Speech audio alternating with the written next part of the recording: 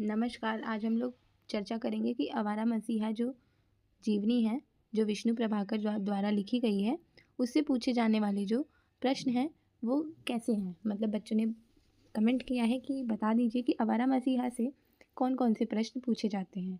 तो आज हम इसी पे चर्चा करेंगे। तो सबसे पहला प्रश्न ये बन सकता है कि आवारा मसीहा के आधार पर शरद चंद्र के व्यक्तित्व पर प्रकाश डालिए। मतलब आवारा मसीहा किसकी जीवनी है? आवारा मसीहा जो जीवनी है वो शरद चंद्र की जीवनी है। और किसने लिखी है? तो विष्णु प्रभाकर ने लिखी है। याद रखिएगा, विष्णु प्रभाकर ने लिखी है। तो क्या बोला गया है कि जीवनी के आधार पर, जो आवारा मसीहा जीवनी है उसके आधार पर हमें शरद चंद्र के व्यक्तित्व पर प्रकाश डालना है कि उनका व्यक्तित्व कैसा था। तो जब आप उसको पढ़ेंगे आवारा मसीहा को, तो आप उसमें देखेंगे कि उनके व्यक्तित्व की कौन कौन सी खूबियाँ नज़र आ रही हैं। वो बचपन में कैसे थे, वो धीरे धीरे किशोरावस्था में पहुँचे तो उनका व्यक्तित्व कैसे बदलता गया, और बड़े होते होते युवावस्था तक आते आते उनके अंदर क्या क्या बदलाव आए, उनका व्यक्तित्व कैसा रहा, वो उनकी सोचने की दृष्टिकोण कैसा था, वो स्त्री को लेकर, नारी को लेकर कितना सम्मान रखते थे, बंग समाज में होने वाली जो कुरीतियाँ थी उस पर वो कैसे प्रहार करते थे। इन सब के ऊपर हमें चर्चा करके उनके व्यक्तित्व को बताना है। जैसे बचपन में पढ़ने लिखने में ज़्यादा रुचि दिखाते थे और अपने से बड़ी आयु वाली पुस्तकों को पढ़ना वो ज़्यादा पसंद करते थे, अपने पिता की लाइब्रेरी में घुसते थे। तो इन सब बिंदुओं को आप लाइन वाइज लिखेंगे और उनके व्यक्तित्व पर प्रकाश डालेंगे। दूसरा प्रश्न बन सकता है, आवारा मसीहा में अभिव्यक्त बंग समाज को उद्घाटित कीजिए। बंग समाज क्या है? तो बंग समाज जो है वो बंगाल के समाज का एक अभिजात्य वर्ग है। अभिजात्य वर्ग जो सुसंस्कृत वर्ग होता है। सुसंस्कृत मतलब कि जो ऐसा वर्ग जो बाकी वर्गों से ज़्यादा अपने आप को अच्छा दिखाता है, जिसका कोई एक पुराना इतिहास है, कि वो अपने इतिहास से ही तमीज़ में एक उनके अंदर ज़्यादा कहा जाता है कि ये बहुत तमीज़ वाले हैं। जैसे राजाओं का एक वर्ग होता है, वो इतिहास से ही वो राजा घराने के होते हैं, राजघराने के होते हैं। तो उसको हम अभिजात्य वर्ग कहेंगे, जिनका एक पुराना इतिहास होता है, जो सुसंस्कृत तरीके से रहते हैं। आप ये नहीं कहेंगे कि जो बस पैसों से ही अमीर होते हैं, तो ऐसा नहीं है। जिनके अंदर सुसंस्कृति होती है, एक सभ्यता उन्होंने स्थापित कर रखी होती है और वो सभ्यता उनकी पुरानी 2-3 पीढ़ियों से चली आ रही होती है। तो इस पुरानी परंपरा वाली जो समाज होता है उसी को अभिजात्य वर्ग कहा जाता है। तो जो बंगाल में बंग समाज था, बंग समाज उन्हीं लोगों का समाज था जिसमें सुसंस्कृत लोग रहते थे, जिनका एक पुराना इतिहास था, जिनको समाज में बहुत ही अच्छे तरीके से देखा जाता था। परंतु उस समाज के अंदर जो शरद चंद्र हैं, उन्होंने उस समाज के अंदर जो हो रही कुरीतियाँ जो थी उसके ऊपर कैसे उन्होंने व्यंग किया है, उस पर कैसे उन्होंने प्रहार किया है। उन्होंने बताया है कि जो स्त्रियां हैं उनकी स्थिति क्या है, जो स्त्री की स्थिति है वो क्या है, बंग समाज में कैसे लोगों का दृष्टिकोण है, लोग उस समाज के अंदर छुप कर क्या गलत काम करते हैं, किस तरीके से वैवाहिक जीवन में भी लोग, स्त्री की क्या स्थिति है, इन सब को दिखाया है। और किस तरीके से वहाँ की कुरीतियों पे, जो पुरानी परंपरा में उनको अभिजात्य तो कहा जाता है, पर उस समाज में कैसे बुरी चीज़ें भी हो रही थी। स्त्री पुरुष का जो संबंध था कैसा था, वो स्त्री पुरुष वैवाहिक होकर भी दूसरे लोगों के साथ संबंध बना रहे थे। तो ऐसे ऐसे विषयों पर जब शरद चंद्र ने अपनी कलम को चलाया तो बंग समाज को हम देख सकते हैं दूसरे नज़रिए से कि वो समाज पर्दे के पीछे कैसा था, पर्दे के बाहर कैसा था। तो इसी चीज़ को हमें दूसरा प्रश्न जो पूछा गया है कि आवारा मसीहा में अभिव्यक्त बंग समाज को दर्शाइए, तो हम इसमें यही बताएंगे। तीसरा जो प्रश्न है वो है, जीवनी की विशेषताओं के आधार पर आवारा मसीहा का मूल्यांकन कीजिए। मतलब जीवनी क्या है? जो हमारा आवारा मसीहा है वो एक जीवनी ही तो है। विष्णु प्रभाकर जी ने शरद चंद्र की जीवनी ही तो लिखी है। तो जीवनी की जो जो विशेषताएं होती हैं उसको हमें याद करना है। क्या क्या विशेषताएं होती हैं जीवनी की? कि इसमें कोई भी चीज़ काल्पनिक नहीं होगी। किसी के जीवन के ऊपर एक दूसरा लेखक लिखता है, उसको जीवनी कहते हैं। कभी भी जीवनी आत्म लिखी हुई नहीं होती। अगर वो आत्म लिखी होगी तो वो आत्मकथा कहलाएगी। तो ऐसी ऐसी जो जीवनी की विशेषताएं होती हैं, अगर आप कहेंगे तो मैं जीवनी की विशेषताओं पर एक अलग वीडियो बना दूंगी। तो जो जीवनी की विशेषता है उनको नज़र में रखते हुए हमें आवारा मसीहा का मूल्यांकन करना है कि सच में विष्णु प्रभाकर ने आवारा मसीहा में शरद चंद्र की जीवनी को अच्छे से उद्घाटित किया है कि नहीं किया है। वो शरद चंद्र के जीवन को कितना सच रूप से दिखा पाए हैं कि नहीं दिखा पाए हैं। तो आप इन सब चीज़ों को इस प्रश्न में बताएंगे। अगला प्रश्न है, आवारा मसीहा के आधार पर शरद चंद्र की चारित्रिक विशेषताओं को।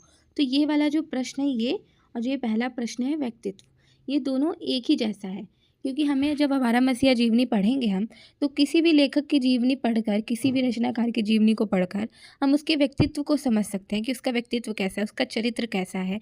तो उस चीज़ को समझकर हमें उत्तर देना है कि शरद चंद्र के अंदर हमने आवारा मसीहा पढ़कर ये विशेषताएँ देखी, वो कैसे अपने बाल्यावस्था से लेके अपने प्रौढ़ावस्था तक, युवावस्था तक उनकी क्या-क्या व्यक्तित्व की, उनके चरित्र की क्या-क्या विशेषताएँ रही हैं, तो ये सब आपको बताना है।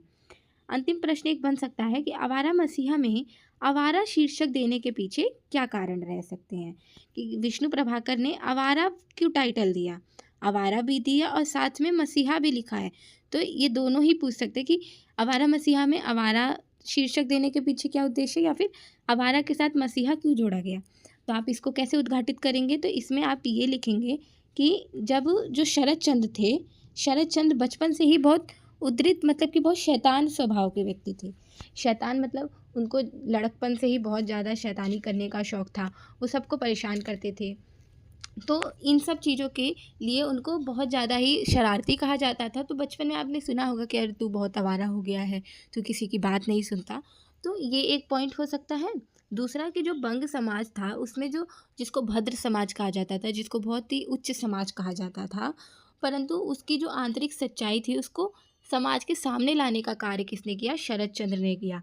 तो जब शरद चंद्र ने ये सब कार्य किया और बचपन में ही शरद के मन में ऐसे प्रश्न की जिज्ञासा होने लग गई थी कि जो बड़ों के प्रश्न थे, मतलब वो पूछता था कि बच्चे कैसे होते हैं, ऐसे ऐसे प्रश्नों को वो पूछता था जो लोगों को बताने में झिझक होती थी। वो पूछता था बच्चे कैसे होते हैं, या जीवन में कैसे बड़े होते हैं, युवा अवस्था में क्या क्या हमारे चीज़ें आती हैं, ऐसे वो बड़े गंभीर प्रश्न पूछता था। तो इस वजह से उसको टाइटल दे दिया जाता था कि आवारा हो गया, ये गंदा बच्चा हो गया, ये कैसी बातें पूछता है। दूसरा बंग समाज का जब वो उद्घाटित करता था, उसके अंदर की जो आंतरिक चीज़ें थी, जो अभी हमने डिस्कस किया कि वो बंग समाज पर्दे के बाहर तो ऐसे दिखाता था कि मैं बहुत ज़्यादा ही सुसंस्कृत हूँ, मेरी एक सभ्यता रही है पुरानी, हम बहुत ही संस्कृत लोग हैं, हम बहुत अच्छे से रहते हैं, परंतु उसके अंदर जो सच्चाई थी उसको उन्होंने दिखाया। तो इस वजह से भी, तो ये हमने 3 पॉइंट देखे। तो इन सब पॉइंट्स को हमें दिखाना है कि जब वो ये सब करते थे तो वहाँ का जो समाज था उनको आवारा कहता था। जब विष्णु प्रभाकर बंगाल गए और बंगाल में जाके शरद चंद्र के बारे में घर घर जाके लोगों से बात की, तो लोग इतना आक्रोश करते थे, शरद चंद्र का नाम सुनते ही उनको मारने के लिए दौड़ते थे विष्णु प्रभाकर को। मतलब लोग वहाँ पे इतना उनको नापसंद करते थे, क्योंकि वहाँ की सारी बुरी चीज़ों को शरद चंद्र ने अपने लेखन के माध्यम से उद्घाटित किया था। तो इन सब टाइटल्स के माध्यम से उनको आवारा कह दिया गया कि नहीं, शरद चंद्र जो है वो आवारा है। और यही कारण था। परंतु जब उनके जो जीवनी का उद्देश्य रहा है, मतलब कि उन्होंने ये सब क्यों किया, ये सब उन्होंने अच्छे कार्य के लिए किया, स्त्रियों को एक जगह दिलाने के लिए किया। क्योंकि अगर शरद चंद्र इन सब चीज़ों को समाज के सामने उद्घाटित कर रहे तो वो किस लिए कर रहे हैं, जिससे स्त्री को एक उच्च स्थान मिल सके, जो जो वहाँ पे बुरी चीज़ें हो रही हैं वो सब बंद हो सके। तो प्रभाकर जी ने, जो विष्णु प्रभाकर है, उन्होंने इनको मसीहा भी कहा है साथ साथ कि ये मसीहा हैं, ये बुरे नहीं हैं, ये मसीहा हैं, ये मसीहा हैं। ये यहाँ ये नहीं आएगा। तो इसलिए जब वहाँ पे लोगों ने इनको आवारा कह दिया तो इन्होंने आवारा के साथ मसीहा जोड़ दिया कि नहीं, ये केवल आवारा नहीं है, ये लोगों के मसीहा हैं, इन्होंने बहुत लोगों की ज़िंदगी बदली है।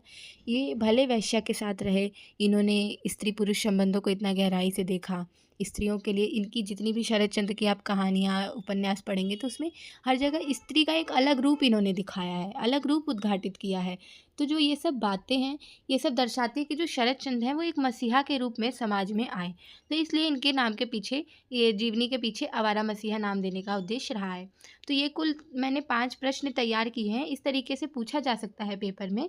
तो आप लोग इसका ध्यान रखिएगा कि ये सब अगर प्रश्न पूछा जाएगा तो आपको कैसे जवाब देना है, कैसे आप लोगों को अपने उत्तर को लिखना है। प्रस्तावना लिखिएगा थोड़ी सी कि ये विष्णु प्रभाकर द्वारा लिखी शरद चंद्र जोशी के ऊपर उनकी जीवनी है, उनके जीवन के ऊपर उद्घाटित है, एक एक बातों को बताएगा। ऐसे करके आप प्रस्तावना, फिर अपना जो मुख्य बात बोली गई है इसमें, जैसे इसमें पूछ लिया गया कि उनके व्यक्तित्व पर प्रकाश डालो, बंग समाज को, तो जो मेन मुख्य है वो बीच में लिखेंगे और लास्ट में 5-6 लाइनों का निष्कर्ष के साथ अपने उत्तर को समाप्त करेंगे। और अगर आपको इन प्रश्नों पर लॉन्ग आंसर चाहिए, अच्छे से समझना है, तो वो भी मुझे बताइएगा, मैं अवश्य वीडियो बनाऊँगी। धन्यवाद।